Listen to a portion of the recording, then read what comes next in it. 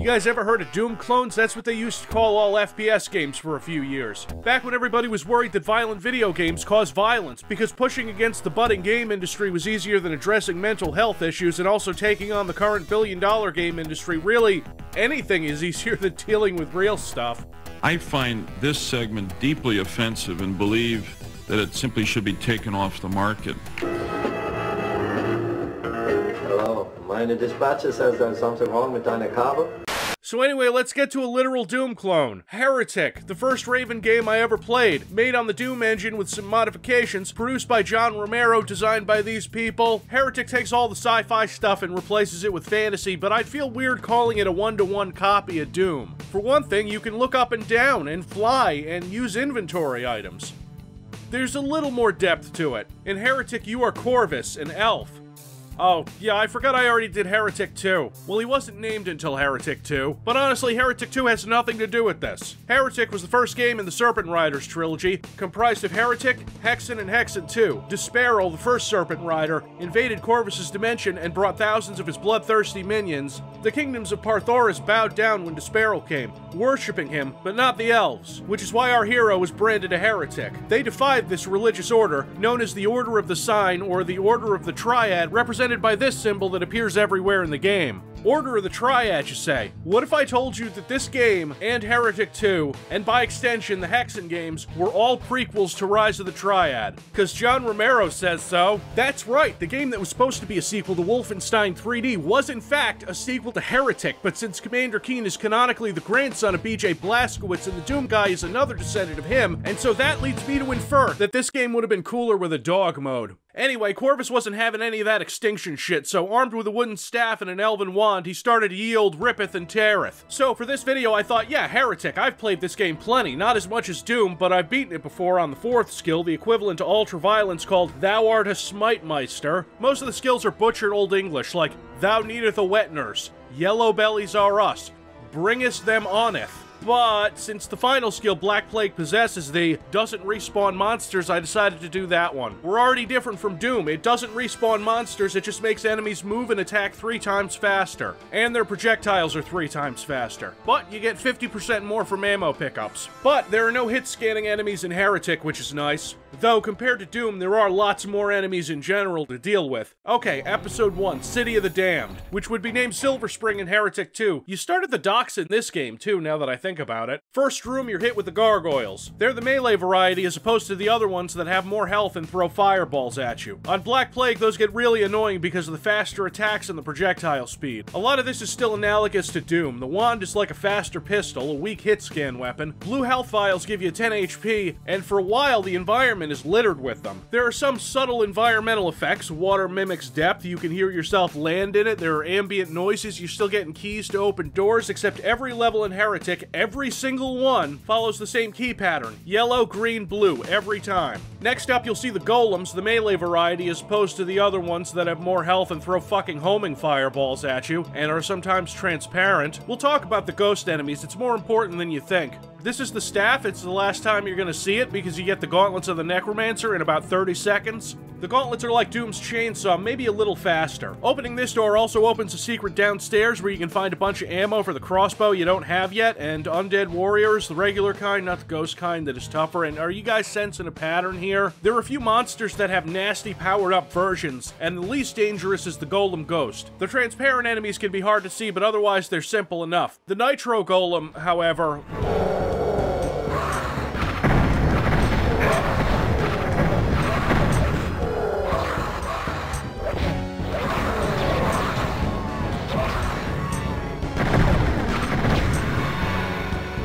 Now, in the first level, you pick up a bunch of important stuff in the secrets, like the Tome of Power and the crossbow. The crossbow is your shotgun, the game's workhorse weapon for a while, and on average playthroughs, it would be that for the whole game. It's reliable, ammo for it is everywhere, especially on Black Plague, because each pickup gives you 7 instead of 5. A quiver of arrows gives you 30 instead of 20. I don't think I ever run out of ammo for it during the entire playthrough. So I run back out here to deal with the undead warriors. It's a slog before you get the crossbow. The undead warriors throw green axes, and occasionally they throw red axes that do bullshit high random Doom engine damage. One of the attacks to avoid at all costs. And that's it. You're through the first level with some decent weapons. Now things get tricky, because we're going to the dungeons.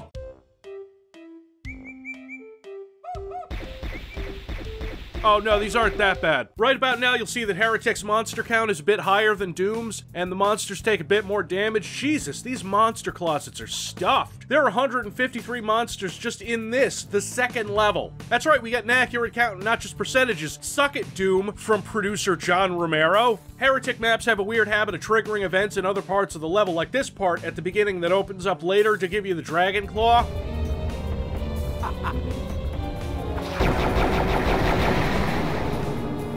I'm gonna apologize in advance for that sound. You're gonna hear it fairly often. The Dragon Claw is your second and most powerful hit scan weapon.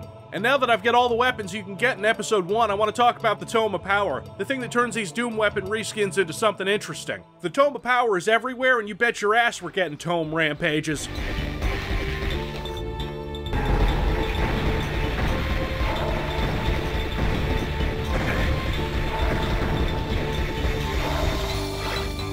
The gauntlets leech health off of monsters like a lot. The wand becomes like an auto shotgun with extra projectiles added, the crossbow turns into a super bow, and the Dragon Claw does this. This is awesome. The inventory system starts coming into play here. Obviously, you've got the Tome of Power, the Quartz Flask for 25 HP, the Shadow Sphere to turn you invisible, you got a torch to light up everything, the Time Bomb and the Ancients to be a perpetual disappointment because you drop it right in front of you and maybe kill something small with the splash damage, the Ring of Invincibility for, you guessed it, invincibility, the Morphovum, which turns monsters into chickens,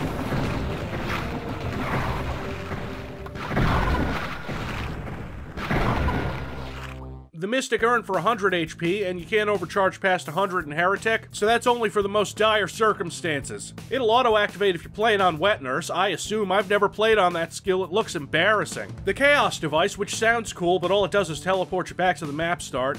I used it exactly once during this whole playthrough. And the Wings of Wrath, which lets you fly for a short time. Now, you can pick up as many of these things as you want. I guess the hard limit is 25, but when you go to the next level, you only get to keep one of each item, unless it's the Wings of Wrath, because the game will straight up take it away from you between levels so you can't sequence break. Lame. Now, Heretic's maps don't really require a ton of discussion. The first episode especially has a lot of samey castles, until the game starts really hammering you around level 5, and introduces my arch nemesis for this game, the Disciples of Desparal. No, not Desparal himself, his disciples. They're not the toughest enemies, they don't have the strongest attacks, but they can be hard to see because they fade in and out. The game likes to group them together, and since they reliably take 3 or 4 hits from the crossbow to kill, and they're fast, goddamn purple bullshit, fuck, and they fly. And you've got exactly nothing to one-hit them until episode 2. At least they sometimes drop a Tome of Power for you. That's right. Enemies can drop rare inventory items. You like all these projectiles? This is Heretic on Black Plague. It's bullet hell. But at least it's not hit scanners.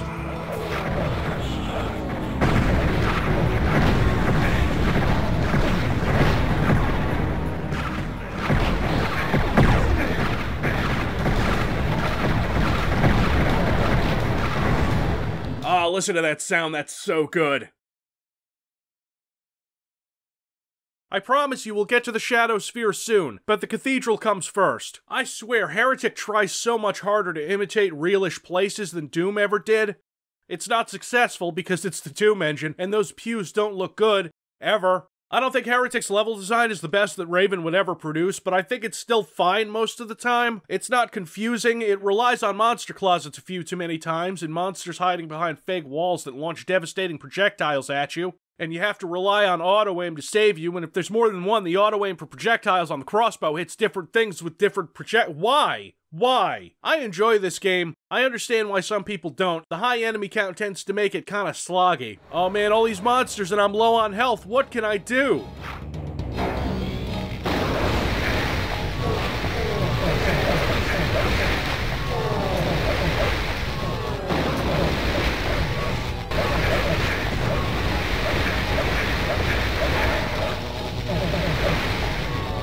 Tucked away behind a line you walk over here is the trigger to open the door to the secret exit, guarded by Disciples of Desparal.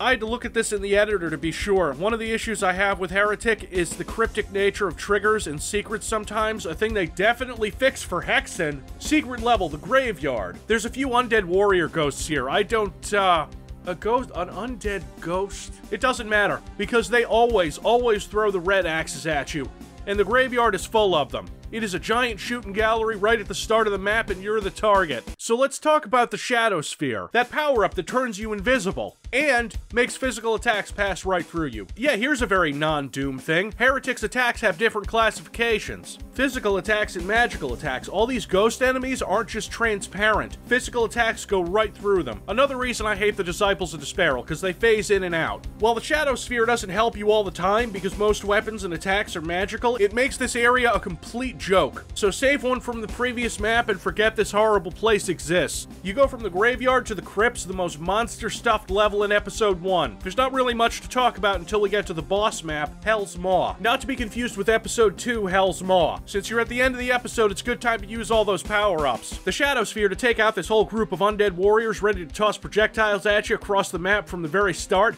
before tossing on the Ring of Invincibility and a Tome of Power to deal with all these Nitro Golems here, along with the game's replacement for explosive barrels, which are pushable and can respawn. That's not what we're here for. We're here for the 3 Iron Liches. Iron Liches are a giant pain in the ass on Black Plague and only slightly less than one on lower difficulties. They have 3 attacks, a devastating fireball volley, an ice blast that hits and then spreads out in a star pattern to hit again, and the tornado attack. That's the worst one. It doesn't do the most damage, it just picks you up, slowly drains your health, makes it impossible to hit anything, and the Iron Liches can randomly open up on you with any of these attacks. The tornado follows you unless you've got a Shadow Sphere activated, but it can get stuck on walls sometimes. Oh, and once you kill the Iron Liches, a wall opens up to a horde of monsters guarding the exit.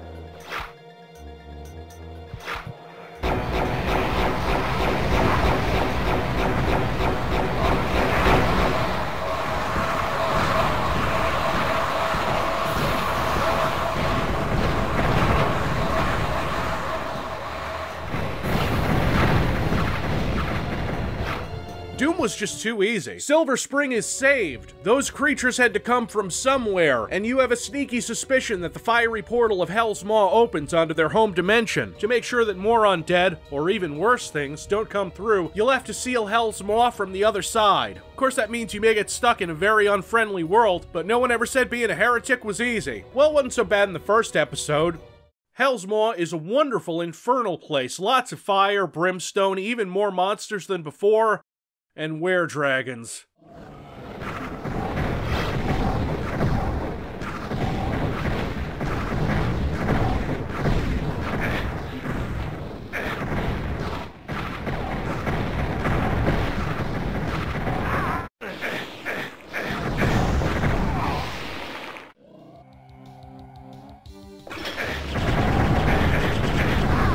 I'm torn deciding whether the were-dragons are the worst thing to appear in this game on Black Plague. Their fireballs do a stupid amount of damage, and having them travel 3 times as fast is awful. And this episode is full of them right from the start. From here on out, the first level of every episode is going to be progressively more brutal and sadistic. You don't have powerful weapons, and the game doesn't care. Here's 100 monsters for you to deal with. You asked for this. First level of Episode 2, just like in Doom, has a secret plasma gun. Oh, I mean Hellstaff. I like it less than the plasma gun, though. But its attack is basically the plasma gun, except the sprite for the projectile is bigger, so when you're spamming something with it, you're seeing so much red magic bullshit that it makes it a little hard to tell what you're doing. But that's fine, because on Black Plague you get so much ammo for it that I ended up basically maining the thing throughout. Unless I needed a rapid-fire hit-scan weapon that made my ears bleed. The Tome of Power attack is a storm of magic rain that kills things good if your target stays very still and doesn't have a magic umbrella. You guys don't know how many times I've tried to kill that bitch. It's great for the Iron Liches that can't move anywhere, otherwise it's a bit of an issue when you're doing a rampage and you're like, I need to spam something, and you're forced to go with the wand because the Dragon Claw eats through your ammo, shooting its whatever you would call that, and the Hellstaff is doing this, and the Phoenix Rod, your rocket launcher, is a short-range but very effective flamethrower that eats almost no ammo when powered up. The next 2 maps, the Lava Pits and the River of Fire, introducing you to the Saber Claws, one of the least threatening enemies in the game. They only do melee attacks and don't have a lot of health. I'm gonna mostly ignore them, they are a joke. Around here is where the game starts placing enemies with high damage output above you, behind bars. It's gonna do that more and more from now on. Honestly, even on Smite Meister, this gets kinda repetitive. Most of the monsters in Doom, and more so in Doom 2, can be dealt with quicker, whereas even the weakest enemy in Heretic can take 2 hits from the crossbow. Iron Liches, like Barons of Hell, become common enemies starting in Episode 2. And sometimes you get lucky and they only fire really janky tornadoes at you that don't go anywhere. Cool, thanks. This one fires 3 tornadoes in as many seconds. I hate them! You know what was really missing from the Doom engine? Ice physics. Yeah, one of Raven's improvements to the Doom engine was adding slippery ice and also wind and running water that can carry the player around, but the running water texture only points one way, so you never know which direction that is by looking at it. The ice is the worst, though. Heavily featured in the level, the Ice Grotto. Don't worry, only half the level is covered in ice. See, the ice, it's right next to the lava in Hell's Maw. And you got these things that's shooting projectiles at you from high places. What's that? There's only 35 more maps? No, but the other half of the map is castle. It's castles and caves and a fight with an Iron Lich. You guys, oh, you're gonna miss when you're only fighting one Iron Lich at a time. I can show you how fast the powered-up Phoenix Rod kills him if I can just... Goddamn tornadoes!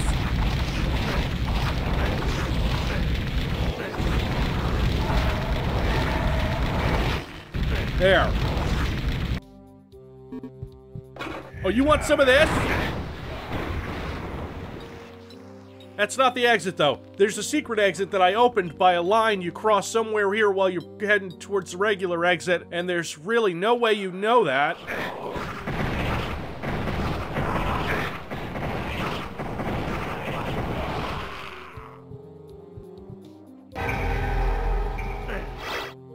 The secret level, the Glacier, is...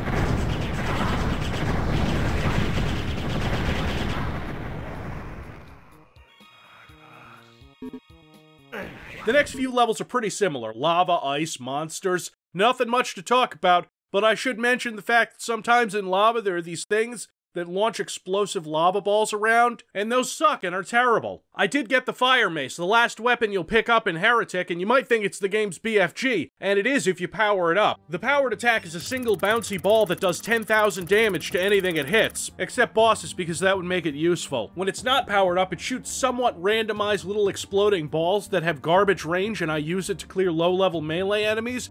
It's not good. I don't know why they made it like this. The game's real BFG is the Phoenix Rod. This thing is just a disappointment when you pick it up, and worst of all, it counts as a physical attack, so it goes right through ghost enemies. So its primary is outclassed by the Hell Staff, which has more plentiful ammo, and its secondary is awkward and impractical and slow. So slow. The final level of Episode 2 is the Portals of Chaos. Fight your way through all the smaller enemies before facing the Molotors. Easier skills have only 1, medium has 2, and hard skills have 3. These things are dangerous before you put fast monsters on in Black Plague. They are much worse afterwards. Like the Iron Liches, they also have 3 attacks, charging at you, throwing a volley of fireballs, and best of all, their Fire Trail attack, which can be an instant kill if you touch it, and it isn't stopped by water or cliffs or walls or anything really, it just goes forever. It's awful. This one gets distracted by infighting, so I flame him. If you have enough space to maneuver around them, it's not too bad. Its health is apparently less than the Cyber Demon, but god do they not go down as fast. Also, by comparison, ass is flat as a pancake.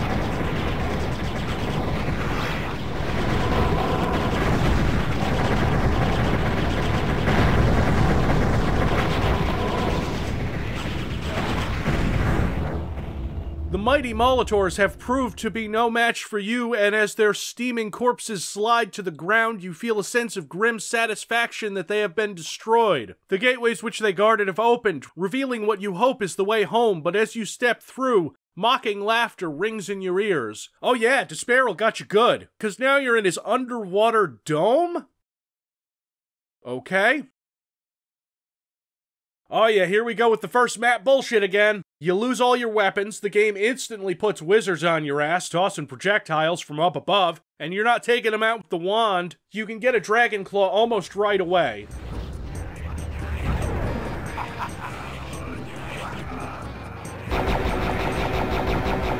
Black Plague gives you more ammo, because these orb pickups give you like 10 ammo each normally, which makes this whole experience worse. This is really turning into a slog now. Dodging were-dragons that shoot a projectile almost twice every second, fighting an Iron Lich in the very first map without a Phoenix Rod, which can kill one easily in about 4 shots. Now I gotta use the claw.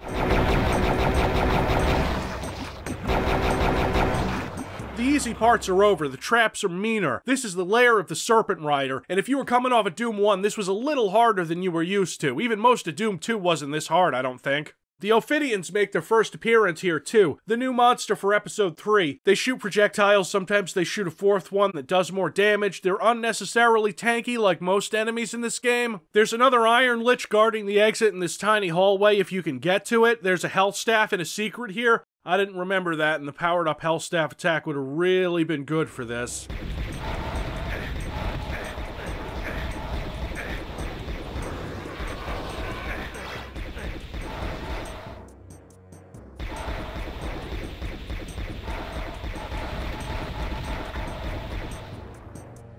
Don't play on Black Plague, kids. The game didn't even give you a crossbow until the second map of episode 3. That's fucking mean. Huh. The cesspool. It's really starting to get in on its evil shit now.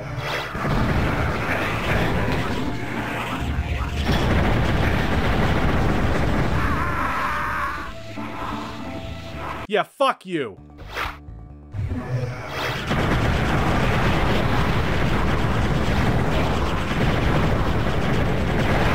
I know they're called Disciples of Disparal, and you're supposed to find them in this underwater supervillain dome, but come on! You used to see those disciples guarding the exits for, like, every level, but that doesn't happen much anymore. No, they have Iron Liches for that now. Next up, the Confluence. Welcome to ye olde Contra, Projectile Hell. I'm gonna lose this tome anyway when I exit, so I might as well use it.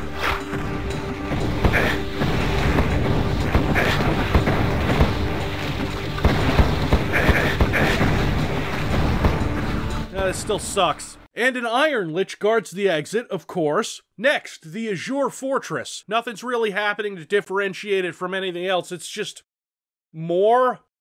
There's a secret exit that's slightly less obtuse than the others have been. Door opens, and then there's a switch that opens another door to the secret. After you've dealt with all of this shit here,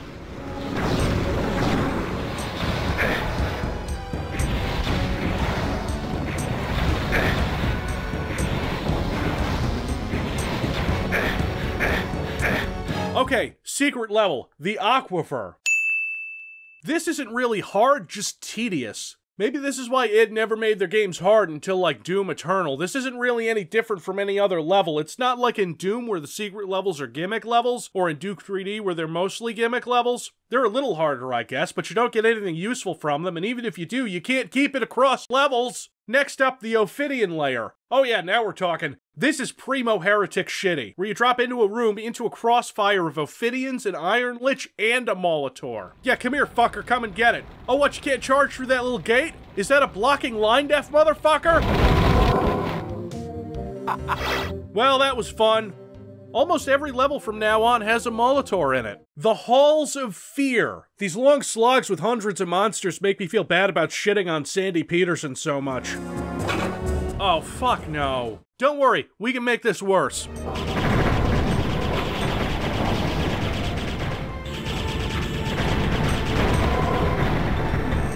His rare drop is a Mystic Urn, which is cool because I need that health back. Say what you will about the Molitor, it was at least interesting, and the rest of the level isn't.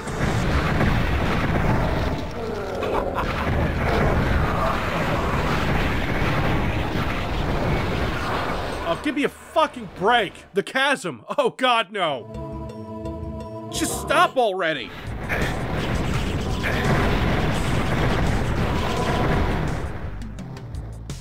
Cool, thanks. By this point, I've had enough. This is the penultimate level, and they're not gonna go easy, nor should they, but bridge with wind over harmful goo while being shot at by Iron Liches and, you know, like everything else? I'm tired. Disparal's Keep. Okay, this map doesn't have a Molitor in it because it has the final boss. After a bunch of teleporters and Iron Liches, not important. Disparal, an obnoxious final boss. He comes out riding a serpent, and spoilers for the other two games in this series, the other ones, they don't ride serpents. Korax would probably impale it on his weird Giger body, and Eidolon is... he'd need a big serpent. After you kill his serpent, Disparal summons his disciples, my favorite, to help him. Once his health gets low enough, he starts teleporting around a lot, especially with heavier attacks like the Hell Staff or the Phoenix Rod. But for some reason, the powered-up attacks from the Dragon Claw do not count as powerful, and he'll just sit there and take it.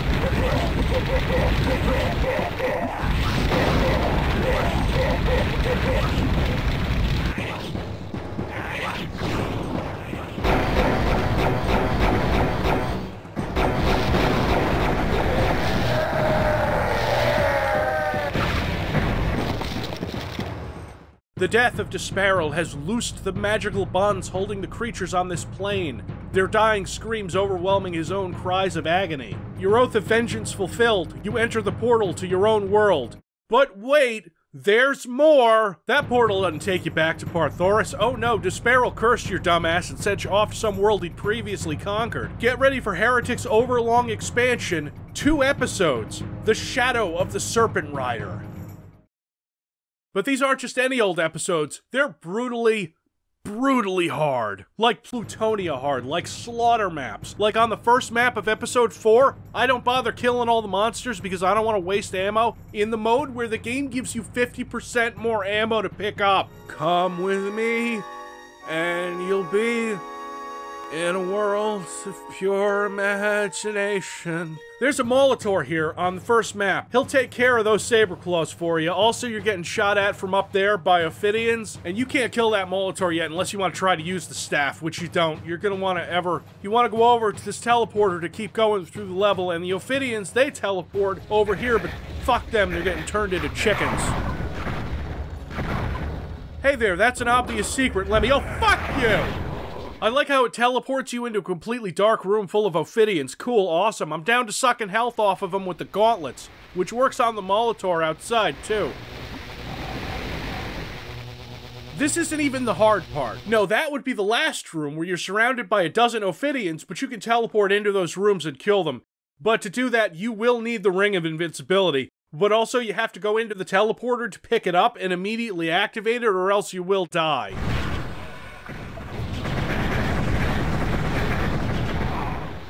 Now, to exit this level, you have to walk into the pit and open the doors on the sides of this room and hit switches inside of those.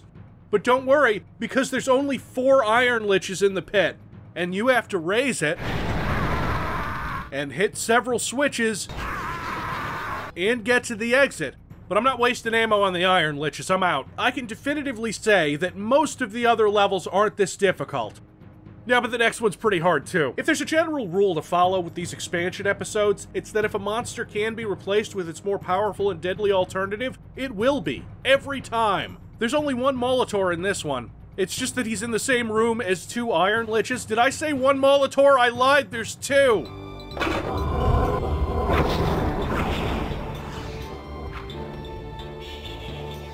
Yep, fuck you, go for a swim. I'm gonna just exit and save ammo. Next map has some fun crushers you have to avoid, but the light is flashing here, so that's obviously a secret.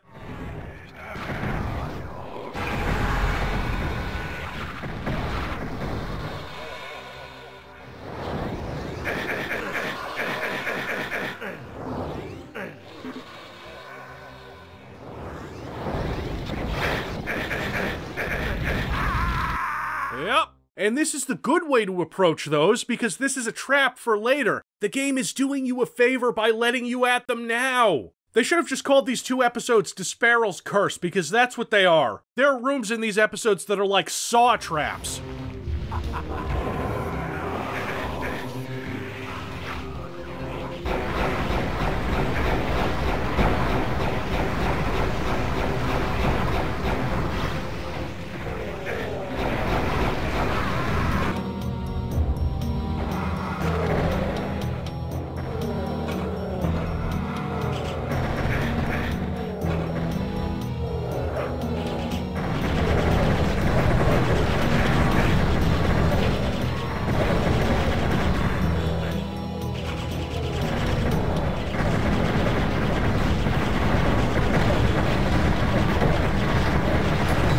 In the 4th level, and the secret exit is in here. Fuck! This secret level is bad. It's just bad. Not because it's hard, but because navigating it and actually completing it requires you to be almost psychic. See these things on the wall that look like secret doors? They don't open, except for one. One of them opens. And that one leads to a place that'll open another one, and so on, and that's if you haven't already given up because the map starts off throwing everything at you.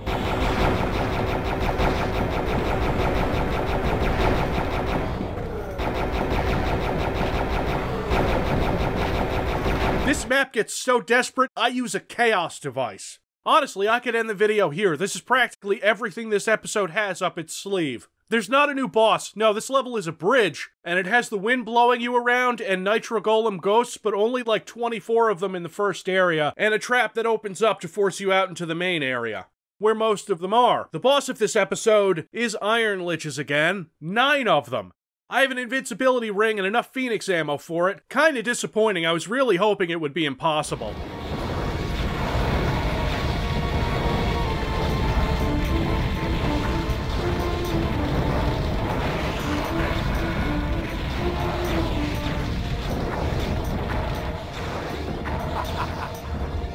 Thankfully, Episode 5, The Stagnant Domain, is almost impossible. As much as I enjoy maps where you need to get the monsters to infight— no wait, that's not me at all, that's the sick motherfuckers who designed this! When you start, there's only like 20 enemies on screen. But there's gonna be more, because if you want a better weapon like the crossbow—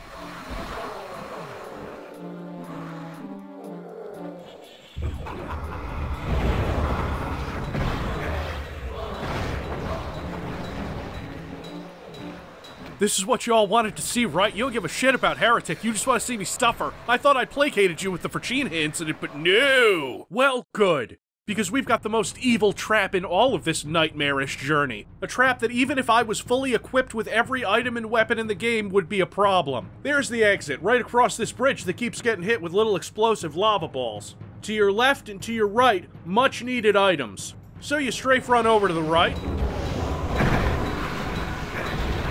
Fine. So you strafe run to the left.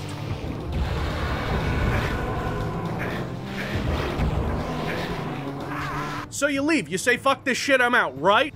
Wrong. Because there are teleporters there that they go right through and block your path out. And if you're like Civvie, forget the items, keep your dignity, leave the level. You'll have your sanity, no one will think less of you. I mean, they will, but it's not about the items. The exit teleporter inside the door that already needs a blue key to open and access needs a switch. This switch. I give up. I fly in, hit the switch, and run. I'm so done. That's the worst of it, I think. The next level has water that pushes you around, but nothing compares to what I just went through. A few maps later, there's a courtyard that almost beats it in terms of volume and ear pain. Most of the latter half of this episode is very screamy and unpleasant, and I accidentally recorded it in ultra-wide, but that's not the issue here. What else? What else is interesting? The final fight. Field of Judgment. Still no new bosses yet. 8 Molotors. Again, I was a little disappointed because there's so much room to move around that I didn't even die once.